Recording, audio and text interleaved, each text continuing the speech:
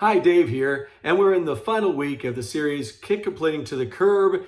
And today we've been talking, and I'm giving small little 1-minute devos throughout the week on the subject, but it's instead of being prideful, I will pursue humility. So what does that look like? I'd like to read out of 1 Peter 5c. By the way, you're the only people that get to see this. The other devos are totally different. So it says this in 1 Peter 5c. For God resists the proud, but gives grace to the humble. So the Greek word for resist is antitisomai, and it means that God will oppose you. He will say no to you when pride is the center point of our life.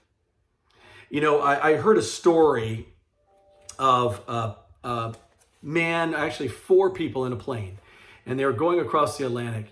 And the plane was having problems, and the first engine went out. Then the second engine went out. They were going down. Pilot comes in and says, guys, we have 4 people in this plane, 3 parachutes. I should be one of them that gets the parachute because I have 3 kids and a wife. So he jumped out of the plane. That was the first thing.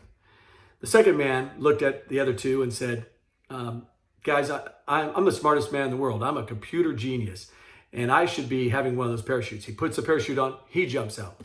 There's 2 left, or 1 left, and there's a Boy Scout and a pastor. The pastor looks at him and says, son, I've lived a long life. I've been here, and so you take the parachute. You jump out. The Boy Scout looks at him, and to which he says this, well, don't worry about that, Reverend. The smartest man in the world just jumped out of the plane with my backpack. We could look pretty stupid when we let pride get in the way.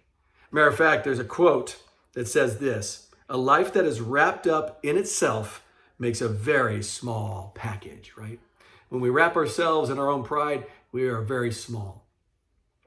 So here's the story of Peter saying, hey guys, don't let pride get in the way. But he also brings something else up. He says that God gives grace to the humble. Now that word grace in this particular context is charis, but it comes from the Greek root word of charis. And charis basically means God is looking onto you favorably. God is leaning in and saying, here's a benefit I'm going to give you. And that benefit is the saving grace of Jesus Christ. We have heaven because of him. So if you go back in that passage, and we can think about it today, is that God resists, fights, opposes us when we are prideful, which means when we say, God, I don't need you. I don't need you right now with me. I can take care of this. When we start getting into those kind of places, that's pride. Or we act not accordingly to a Christ-like attitude. That's pride. We're doing it our way. And he says, I will oppose you on that, but I will also lean in. I will also show favor to you. I will give you charis when you humble yourself before me.